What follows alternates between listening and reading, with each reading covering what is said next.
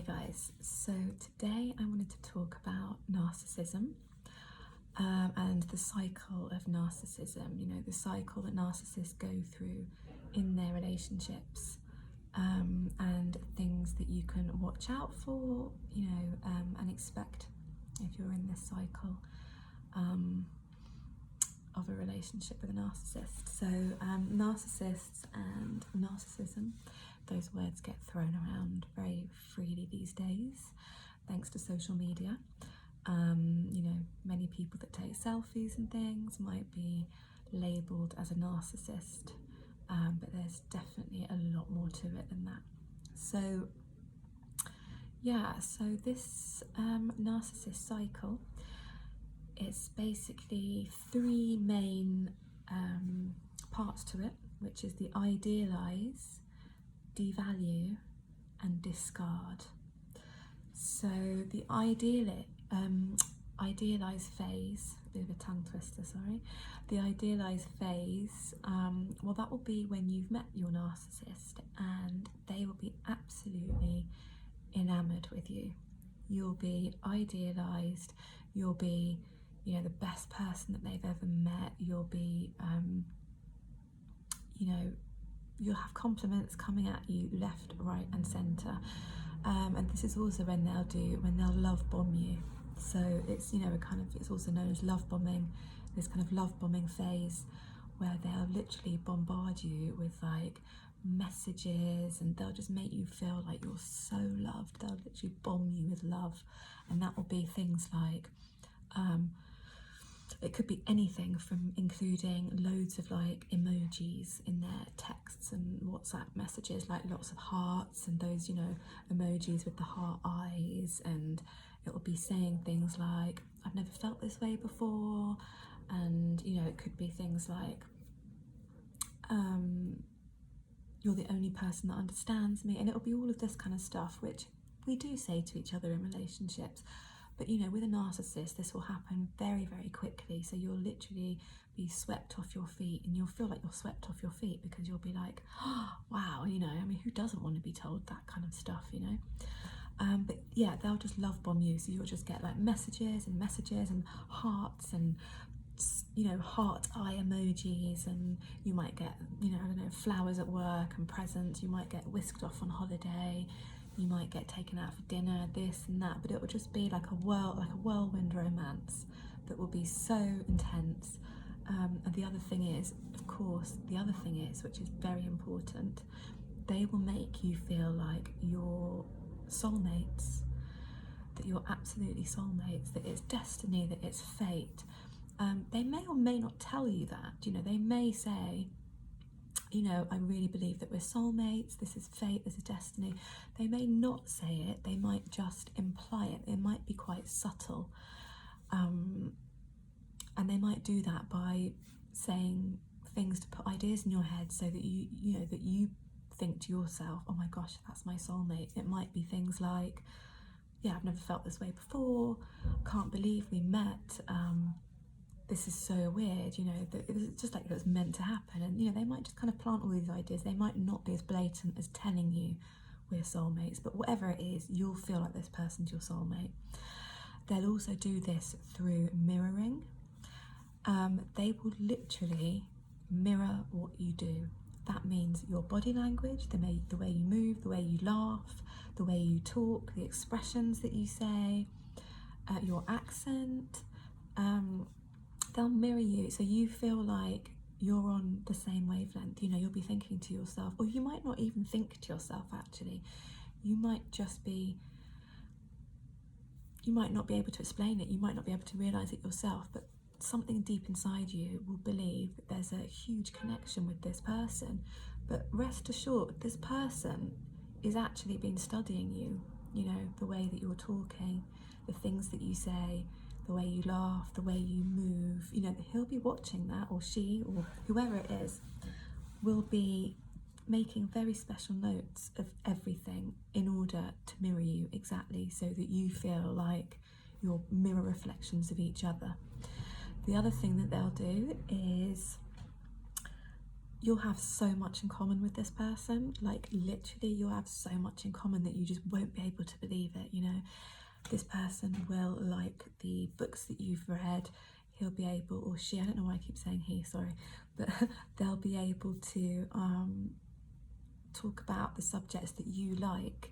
You know, if you're into red wine, well, they might have done a secret crash course, you know, last week, just so they can talk to you about red wine and pretend that they know stuff about red wine.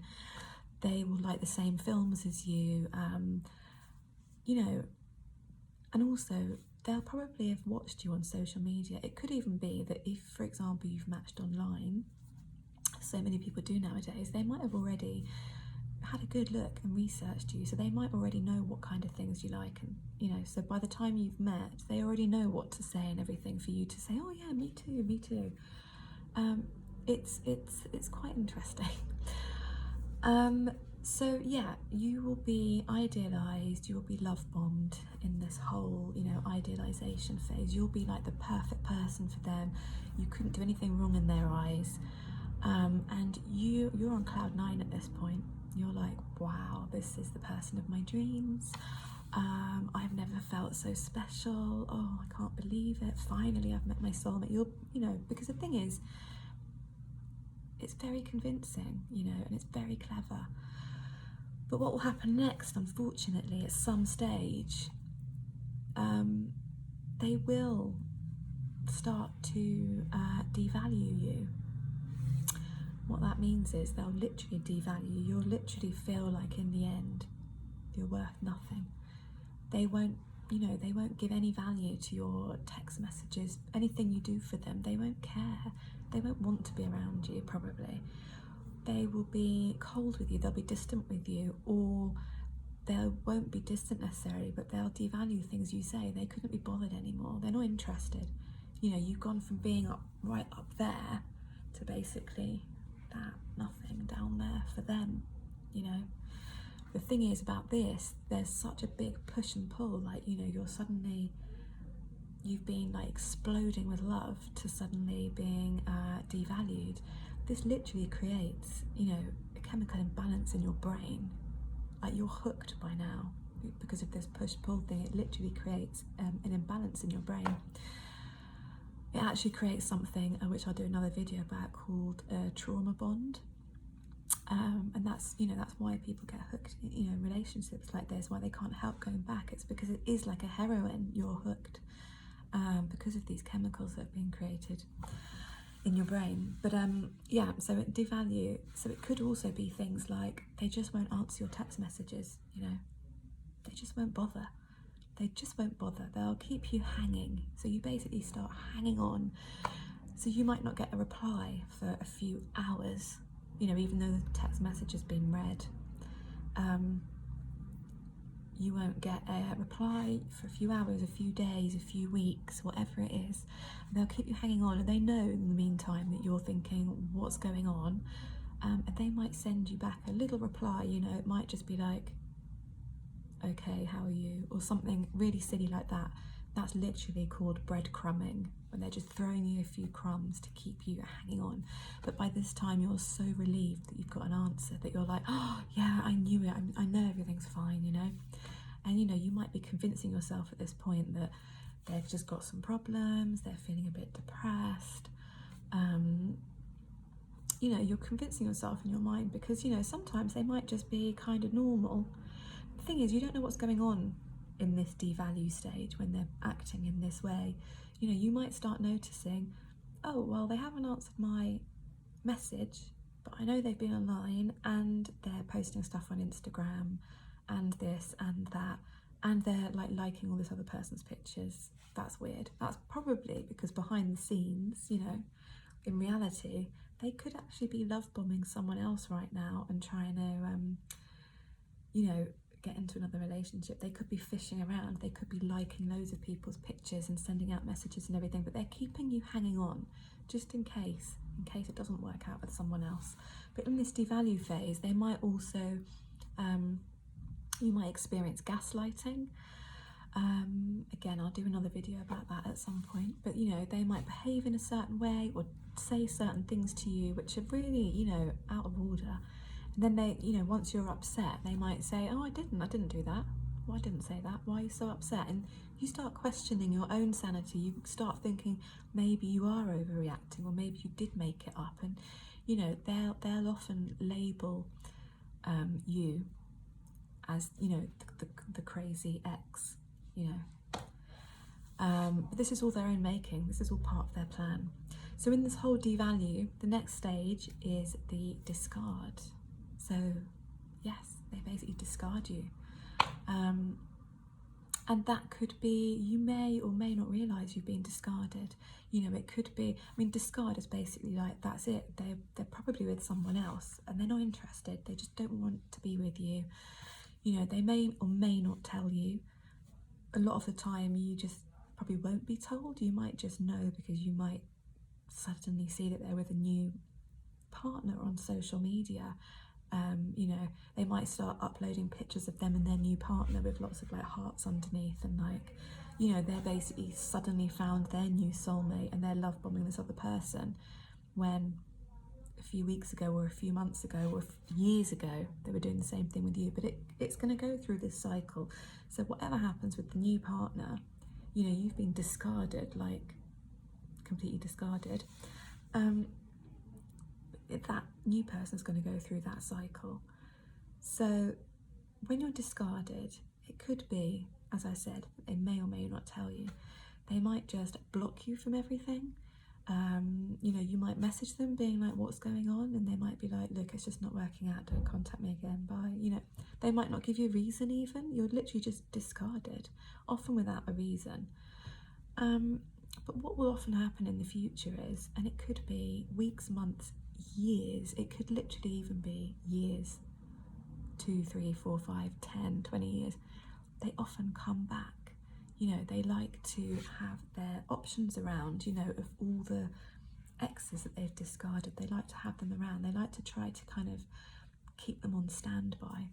So, I mean, the only way really to deal with something like that is to block them and just go no contact, like forever. Because what happens when they come back, that's also part of the kind of post cycle, I suppose, is that often they will use a technique which is hoovering, of course, hoovering, because they're trying to suck you back in, they're trying to hoover you back in. And hoovering will often be when they apologise for their behaviour. They might say, oh, I can't believe I did that, I'm so sorry. They'll cry, you know, they'll be very convincing and everything. But often, you know, if you do decide to get back with them after the hoovering, then you go into the love bombing phase again. So you'll think, oh, you know, it is right this time. You know, I was right. You know, he was just, or she was just, or they were just, you know, they just made a mistake, you know, happens to all of us. But then, sure enough, it will go through that whole cycle again. It's not pleasant. And, you know, it can really be very, very devastating. But once you've been through this cycle, then at least you'll know what other things to look out for. But, you know, something definitely to look out for when you're in a new relationship, if things are moving so fast and you're being completely swept off your feet and being told things like that you're soulmates and this person's never felt this way before, and it's all happened so quickly that you don't even really know this person, just be aware, because those are red flags. You know, it's very nice, it is a fairy tale to be swept off your feet, to be swept off your feet, and, you know, for these kind of amazing fairy tale Disney movies, you know, and it does happen. Not to say that every person that comes along that tries to sweep you off your feet is, you know, has bad intentions, but quite often, if it's too good to be true, it is. So just watch out for it, you know, stay savvy, without being too cynical, you know, be open, keep an open heart and open mind, but do look out for red flags, do some research on it, you know, and best of luck. But yeah, I'll be doing some more videos soon about narcissists. If you have any experiences yourself, then let me know in the comments, and I will see you guys soon.